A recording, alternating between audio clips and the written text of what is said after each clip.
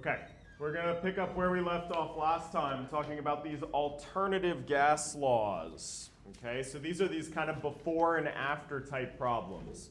So I give you a set of conditions before, and then we make a change to those conditions, and we want to know what happens to one of our variables in our ideal gas law. So for this example, we have a canister of gas, and we know the volume of that canister is 15 liters, and the pressure of the gas inside that canister is 6.25 atm. And then we're going to take this canister and we're going to increase its volume to a total volume of 45 liters. What is the pressure of the gas? All right, so we can imagine we have this tank of gas, this canister of gas, and let's say we have it outfitted with this movable piston. So we're going to take our piston and we're going to move it up to increase the volume. All right, and we want to know what happens to the pressure of the gas inside that canister as we move that volume up. Okay, so again, we have these conditions before, and we're looking for the conditions after this change has been made.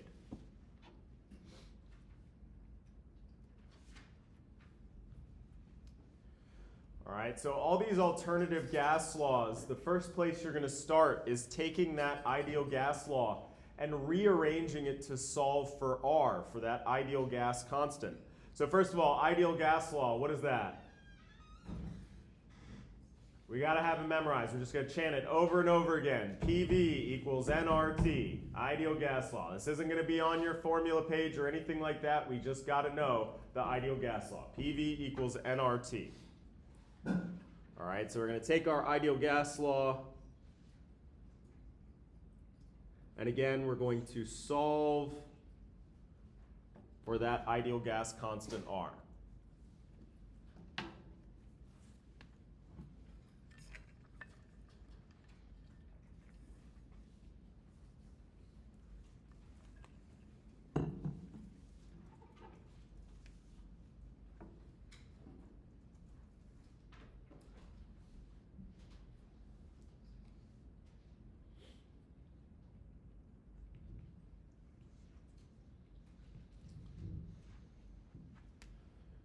All right, so we get PV over NT is equal to R.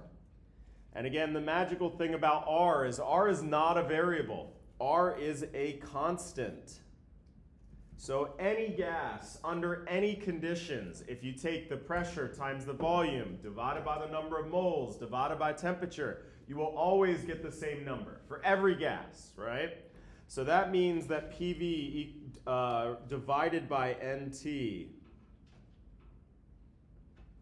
before this change is made is equal to this constant, which is equal to PV divided by NT after that change was made. So for our befores, we're going to call these P1, V1, N1, and T1. Right? The 1 will designate that we're talking about before our change was made. And P2, V2, N2, T2. That's going to represent those 4 variables after this change has been made. All right, so in our problem, we're specifically relating only 2 of these 4 variables. We have the volume of our vessel before, and we have the pressure in that vessel before, and we're being given the volume of that vessel after, and we're being asked for the pressure of the gas after that change has been made. Okay? So because we haven't changed anything with N or T, we're going to say that N and T are also constant, which means that N1 equals N2 and T1 equals T2. That hasn't changed. All right, so these are both equal to this same number R. I'm just going to condense this by getting rid of the R in the middle.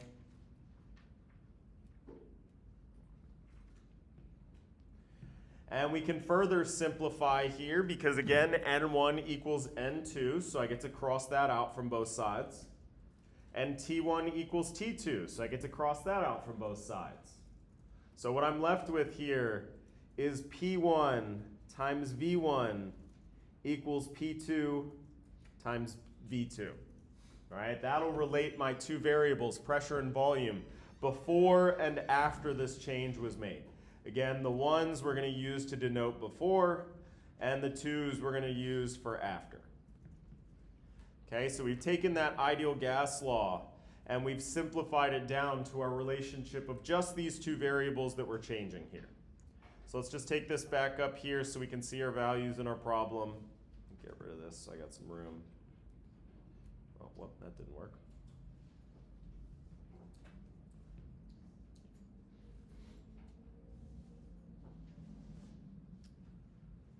All right, P1, V1 equals P2, V2.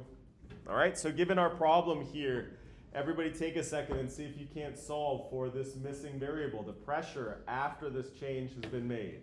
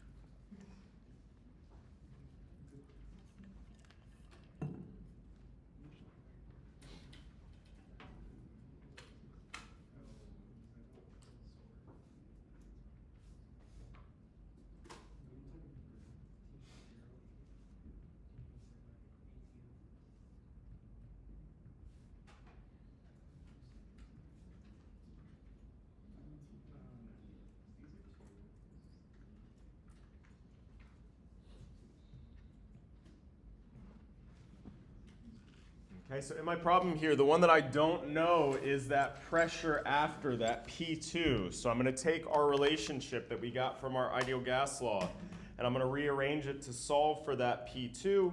And then I'm just going to fill in all the variables from my problem here. My 6.25 ATM times my volume of 15 liters divided by my volume of 45 liters. Okay.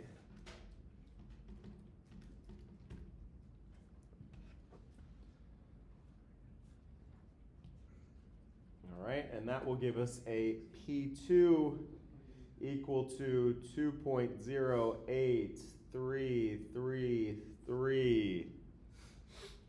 I'm going to go back. What's going to be our units here?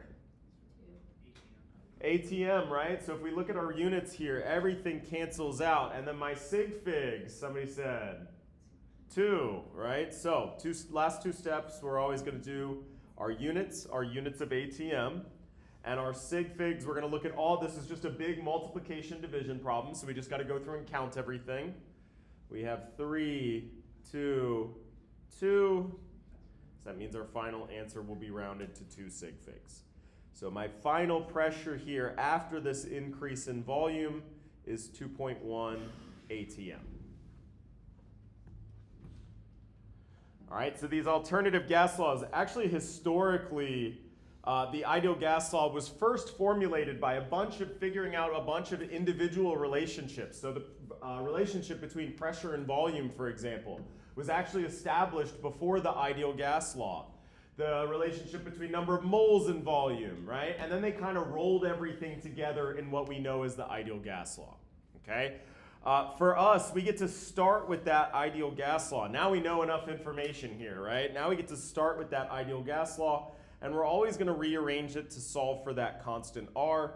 And this is really powerful because it's telling us that the pressure times the volume divided by the number of moles divided by the temperature is always the same value for every gas under all conditions, right? So if we have those four variables, we know that together they will equal that gas constant R, and that's what allows us to establish our before and after relationship, in this case between pressure and volume. P1 times V1 equals P2 times V2. Okay, so now we're going to go and tie in our ideal gas law into what we learned previously about stoichiometry of chemical reactions. So now we're going to talk about gaseous reactions.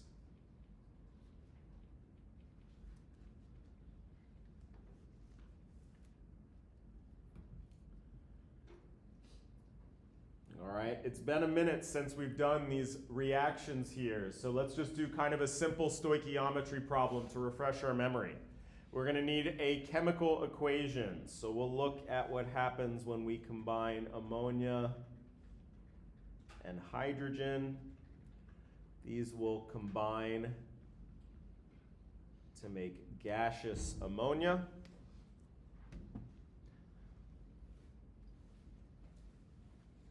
Okay, before we can use this chemical equation, what are we going to have to do to it? We're going to have to balance it, otherwise it's worthless to us. So take a second and balance this, and then we're going to do a simple stoichiometry problem. If 2.5 moles of hydrogen is consumed, how many moles of ammonia are produced?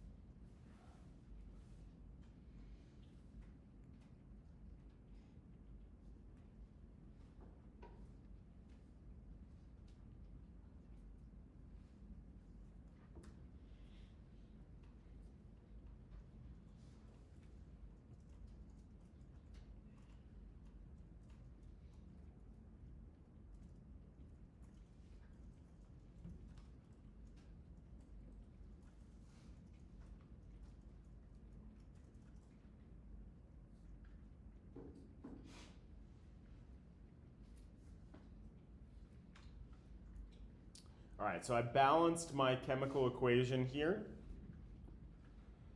I'm going to start with my 2.5 moles of my hydrogen gas, and my problem is asking me if my hydrogen gas is consumed, how many moles of my product, the NH3, are produced. And so in order to jump from one to another in my balanced chemical equation, I'm going to need that stoichiometric ratio. Okay, so I'm going to take this, my initial number of moles of hydrogen gas, and I'm going to multiply by my stoichiometric ratio that I get from my balanced chemical equation. That tells me that 3 moles of hydrogen are consumed for every 2 moles of ammonia that are produced. If I punch that into my calculator, I get 1.66666 repeating. All right, and if I look at my units here, my moles of hydrogen cancel out, and I'm left with moles of that product, NH3. Lastly, sig figs here. Remember, mole ratios are exact. So I have 2 sig figs that I'm going to round to, or my final answer of 1.7 moles of that final product, my ammonia. All right, so this is just to review the stoichiometry that we learned how to do.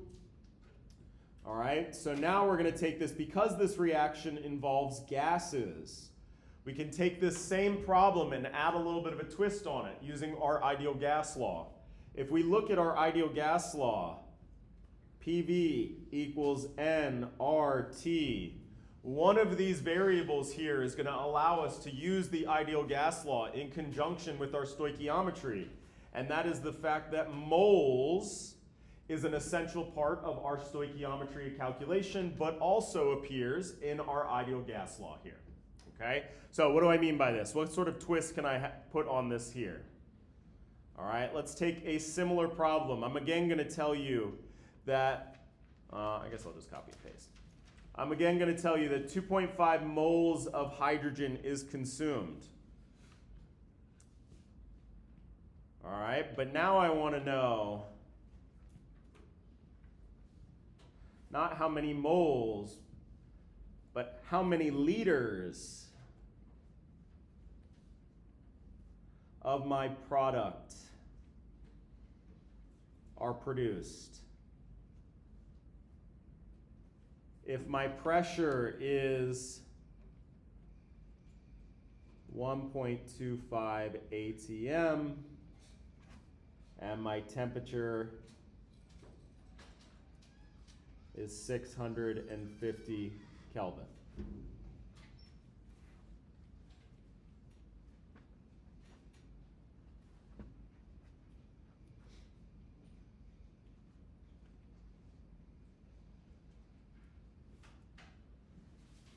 All right, so we see pressure and volume and temperature. We're talking about a gas, so we should immediately be thinking ideal gas law.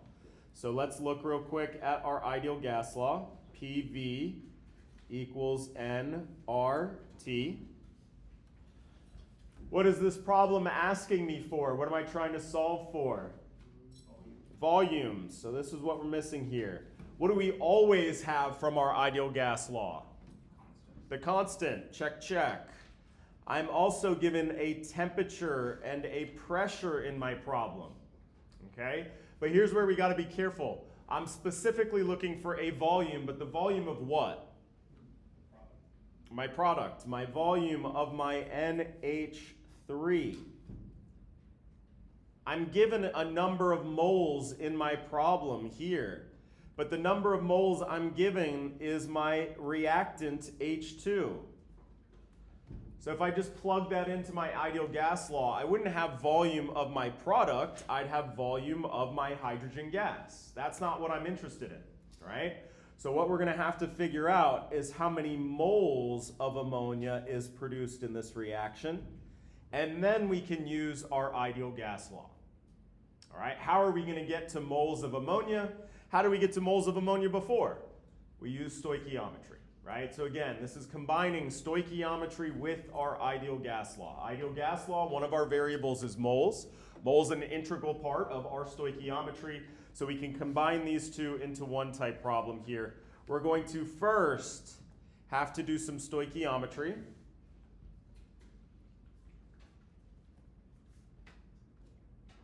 To get from moles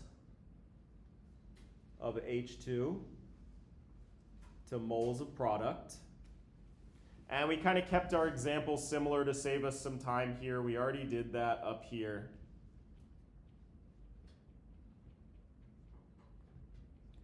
All right, so now that we have moles of ammonia, now we can use our ideal gas law.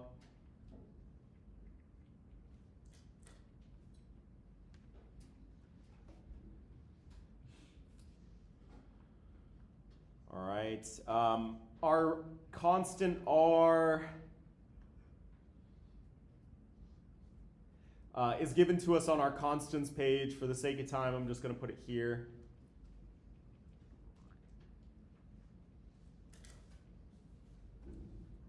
Okay, so now we're going to plug in our variables from our problem. We're given a pressure of 1.2.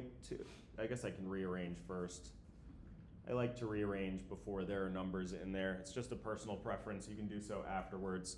All right, but since we're solving for volume, I'm going to rearrange. Volume equals N RT over P. Okay, so now we can plug in here. Importantly, when I'm plugging in for my number of moles, what value am I going to use? The one we solved for, but I got two numbers up there. Which one am I going to use?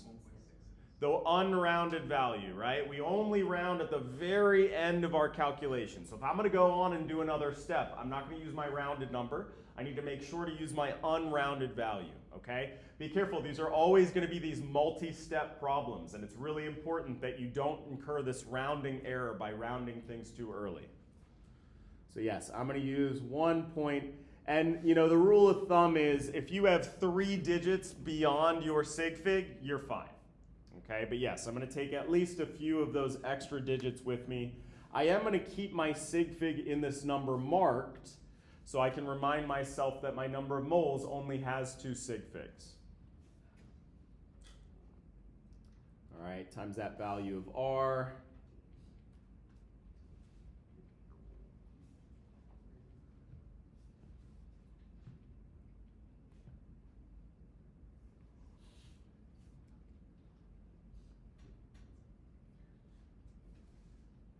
And then my temperature was 650 Kelvin. Divided by the pressure that was given to me, 1.25 ATM.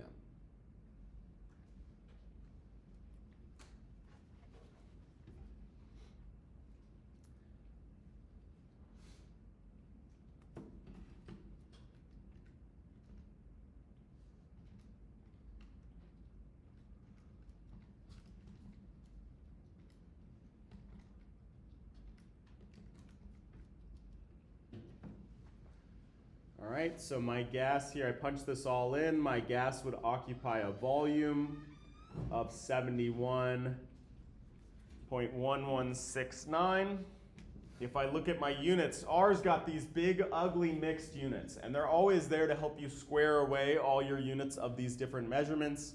So moles cancel out, Kelvin cancels out, ATM cancels out, so I'm left with units of volume, liters.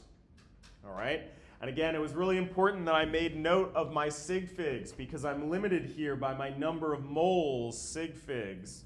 So I'm going to round my final answer here to just 2 sig figs or 71 liters.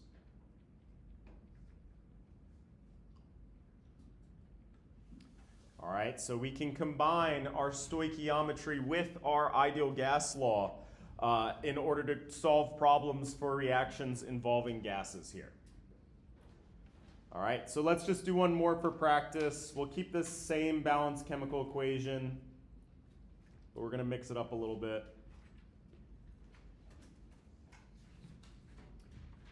All right, I'm going to tell you that 27 liters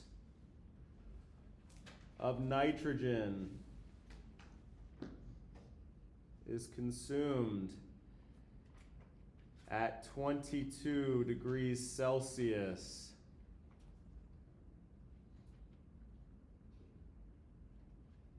And a pressure of 2.36 ATM. How many moles of ammonia are consumed? Are produced, rather, because ammonia is a product.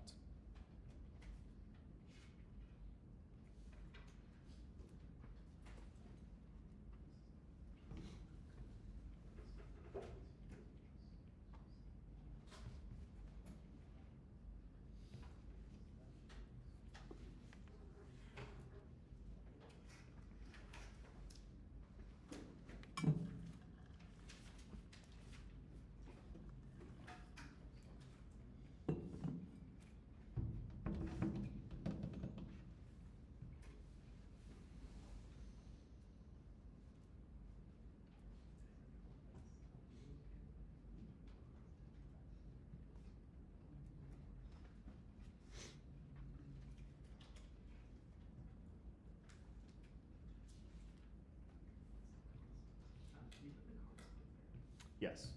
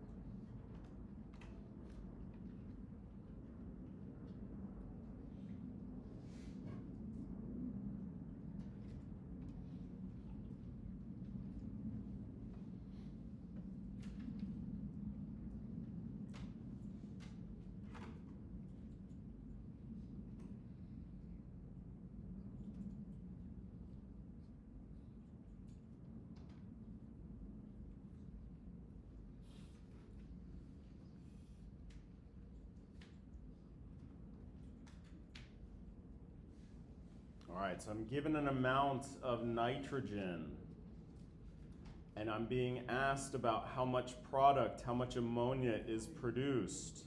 So I'm going to need a stoichiometric ratio to jump to moles of ammonia. But before I can do that, I need to get to moles of my nitrogen. So I'm going to have to use my ideal gas law. In this case, I'm going to have to first use my ideal gas law so that we can have moles of our nitrogen gas. So I'm going to start out with that PV equals nRT. I'm going to rearrange it to solve for N. Whoops.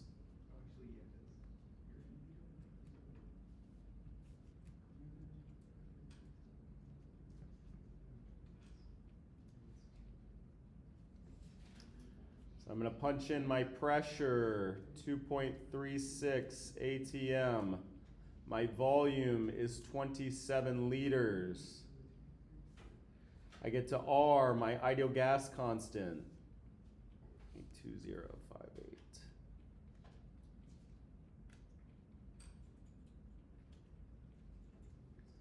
And then I get to my temperature. And what do I have I have a problem with my temperature. What is it? It's in Celsius, and remember, anytime you use the ideal gas law, it has to be in units of Kelvin. The ideal gas law will not work if your temperature is anything other than Kelvin. So before I can do that, I'm going to have to stop and do this temperature conversion. Okay, this is on our constants page, but that magic number that we need is 273.15. Because this is an addition problem, we got to be careful with our sig figs. We got to mark our sig fig in our initial measurement. The 27315 is actually exact, so that's not going to limit us. But when I punch this into my calculator, my final answer here, my 295.15, I'm going to use that whole unrounded number in my calculation. But I need to make sure that I remember that it only has 3 sig figs. So 295.15, but I'm going to keep that sig fig marked. Turns out it's not going to limit me anyway. My volume is less, but nonetheless, it could, right? So we got to keep track of that sort of thing.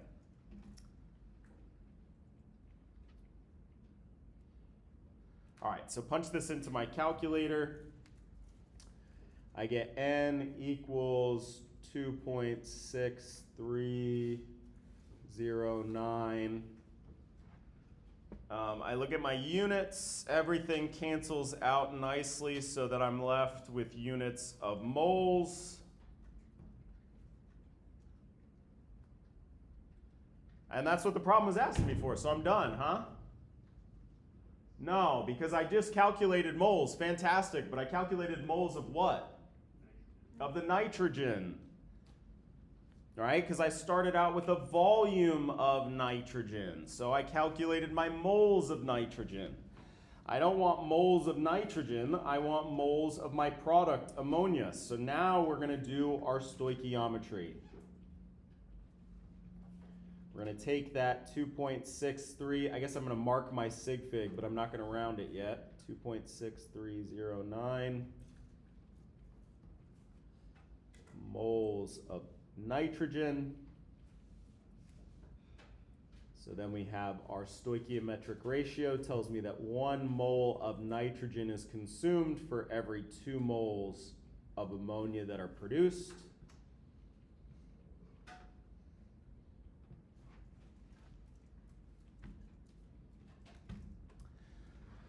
So punch that into my calculator, 5.26189.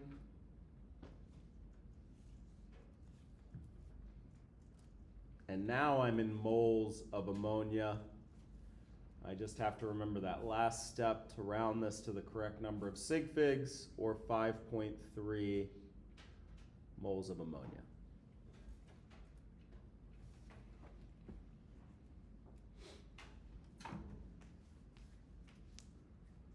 All right, so this stoichiometry stuff, not going anywhere, right? We got to remember this from last unit as well. We can now plug that in with our ideal gas law. We can kind of use these two together to talk about gaseous reactions. Okay, reactions that involve the gases.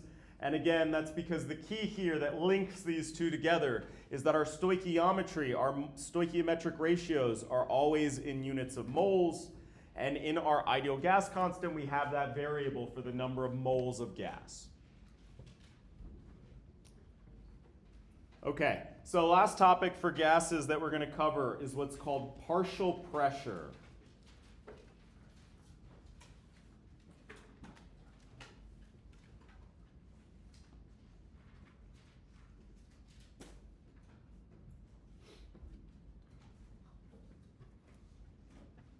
Okay, so let's say that we have a container of gas. Okay, but this container doesn't just contain one gas, it actually contains a mixture of 2 different types of gases. So I have my red gas, we'll call this argon. But then I have a mixture of argon and another gas. Neon. And for the sake of clarity, I'm going to call this a mixture of neon and argon, but it really doesn't matter what 2 gases you choose. All right? One of the important things to understand about the ideal gas law is that nowhere in there, our P, V, N, R, T, nowhere in there are we factoring in the identity of the gas, right? We treat neon the exact same way as argon, the exact same way as carbon dioxide in our ideal gas law. That's why the ideal gas law is so applicable, because it treats every gas the same. And it works out well, because gases are really far apart. So those interactions that come about between molecules aren't a big deal with gases, okay? So if I have this mixture of gases here, how would I figure out the pressure of that gas? All right, our strategy for these partial pressure problems is going to be pretty simple. Because our ideal gas law does not ever factor in the identity of the gas, we can treat these mixtures of gases as just a combination of 2 different canisters here. One canister containing only the argon, and the other canister containing only the neon. If we know the pressure of, for example, this first canister and the pressure of the second canister, the total pressure combined will just be the sum of those 2. All right, and these are what we call the partial pressures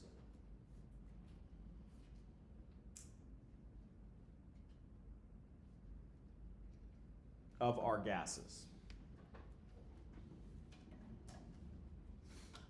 Okay? So what do I mean by this? Let's look at an example problem here. 5.4 moles of neon are combined with 3.6 moles of argon at 256 Kelvin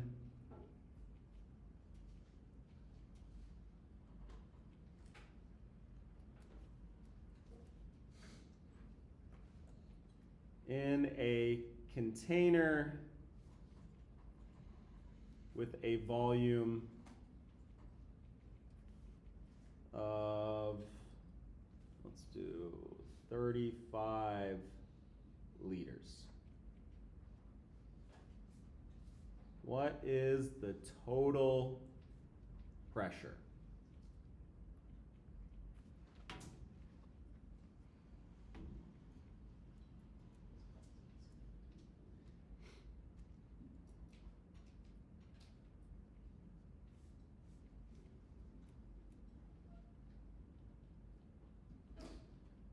All right, so what we can do is we can just treat these gases as if they weren't a mixture. Let's just focus on the argon first, and let's calculate the partial pressure of argon in this mixture. We have everything we need to fill in our ideal gas law. We have the number of moles of argon, the volume, and the temperature. So we can solve for that pressure of argon, what we would call the partial pressure, because it's in a mixture. And then we can do the same thing for our neon, figure out the partial pressure of neon. And if we combine the two together, that would give us our total pressure. All right, so for the sake of time here, we're going to make a deal, division of labor here. Y'all are going to calculate the partial pressure of neon, of our first gas, and I'll calculate the partial pressure of argon, and we'll put them together at the end here. All right, and again, we're just going to use our ideal gas law. So we're going to start out with PV equals nRT. But we're specifically going to be looking at the partial pressure of only one of these gases, neon. So then we need to plug in the number of moles of neon. All right, if we rearrange, we would get the pressure of neon is nRT over that volume. All right, so again, everybody take a second and give me the partial pressure of neon, and I'll work on calculating the partial pressure of argon in this mixture. And I'll give you that gas constant again. I mean, hopefully it's in your notes at some point, but just in case.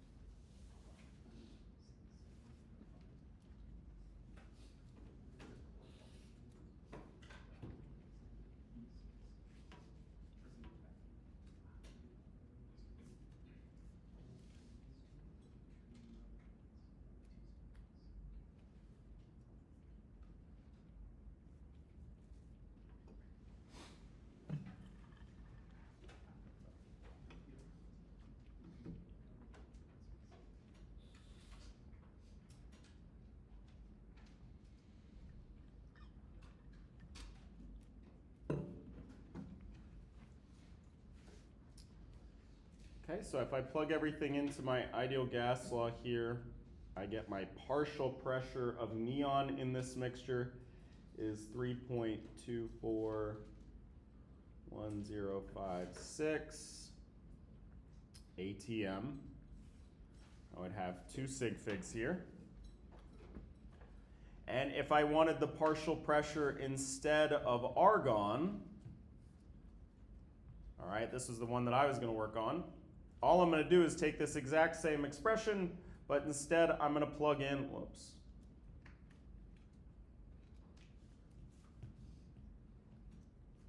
Okay, but instead of plugging in moles of neon, I'm going to plug in my moles of argon, which was 3.6.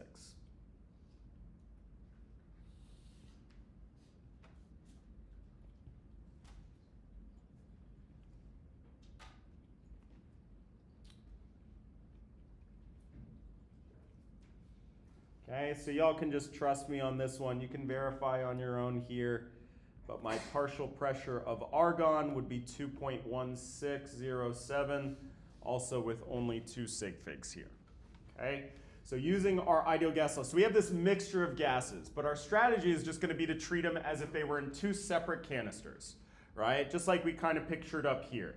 We have this mixture, but because these are ideal gases, we can treat them separately. So we're going to pretend like we have this canister that just has the argon in it and just has the neon in it. And then we're going to combine them once we get our partial pressures. So I have my partial pressure of neon and my partial pressure of argon. If I want my total pressure, I'm just going to take my pressure of neon plus the pressure of argon. That's the total pressure. All right, addition, subtraction, we're going to want to make sure to line these up at the decimal so we can get our sig figs correct.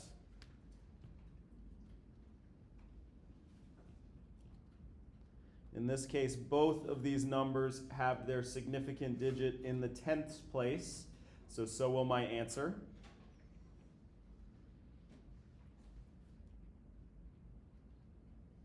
Here's my pressure of neon plus my pressure of argon. Sum those all up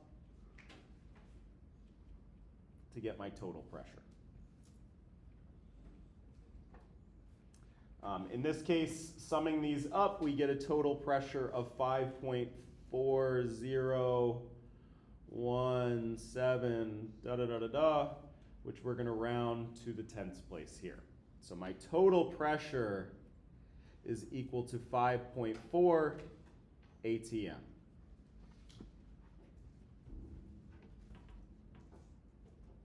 Okay? So this sum of pressures equals the total pressure.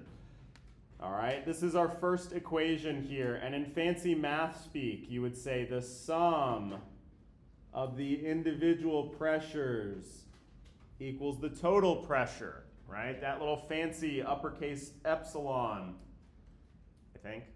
Anyways, whatever. Big, big E thing from the Greek alphabet. This means the sum of all your partial pressures is equal to the total pressure. Okay? There's one more equation for partial pressures here, and that uses this fancy X, what we call the mole fraction.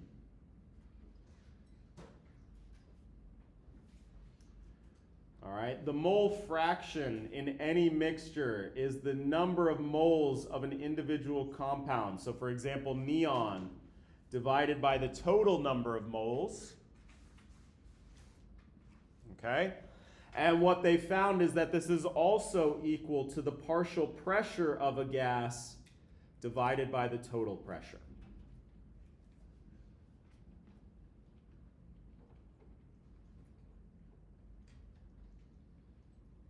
All right, so for our problem here, let's calculate the mole fraction of neon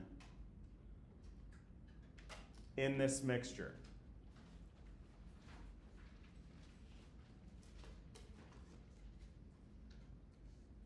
All right, and we could use either one of these, our number of moles divided by the total, or our partial pressure divided by the total pressure. Since we just solved for that total pressure, let's use our partial pressure.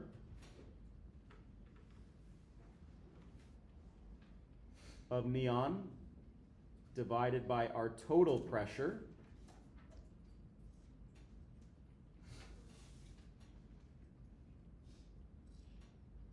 All right, our partial pressure was that 3.24105 atm divided by that total pressure. I'm going to use my unrounded value, 5.40176, again with 2 sig figs. We get the mole fraction of neon in this mixture is 0.6.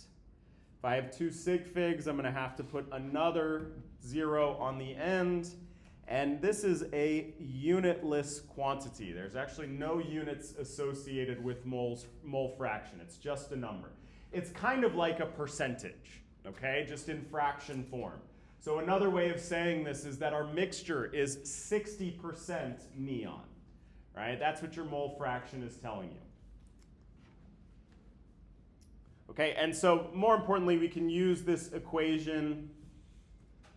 Let's just, for the sake of convenience, we'll say 5.4 moles of neon and 3.6 moles of argon are combined to a total pressure of 46 atm. What is the partial pressure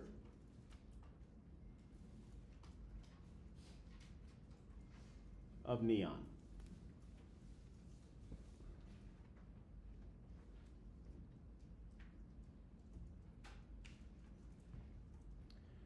Okay, so our mole fraction of neon, we can take the number of moles of neon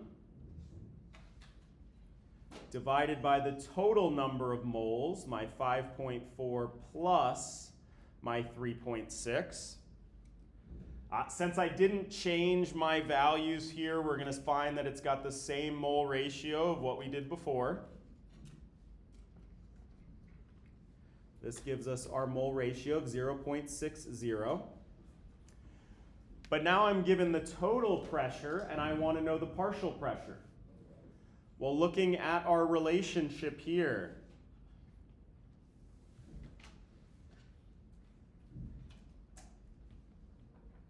okay, this is like 3 quantities that are equal to one another. You're always going to just use it in pairs. So I'm going to use, in this case, I'm given a total pressure and being asked for a partial pressure. So I'm going to use the fact that my mole ratio is equal to that partial pressure divided by the total pressure. So now I can rearrange this to solve for that partial pressure equals my mole fraction times the total pressure. All right, so since I've been given the total pressure here of 46 atm, my partial pressure of neon is going to be equal to that mole fraction, that 0.06, times that total pressure of 46 atm, or my partial pressure of neon would be 27.6 atm, or rounded to the correct number of sig figs, my partial pressure of neon would be 28 atm. Okay, so if we're given our moles of gas, and I didn't ask you for the total pressure, I gave you the total pressure, then we can use our relationship between our mole fraction and our partial pressure to figure out what the partial pressure of that gas is. All right, so 2 different types of problems that we can do here. I can give you this mixture and ask you for the total pressure, or I can give you the total pressure and ask you for the partial pressures. Okay? Cool. All right, y'all, enjoy your break.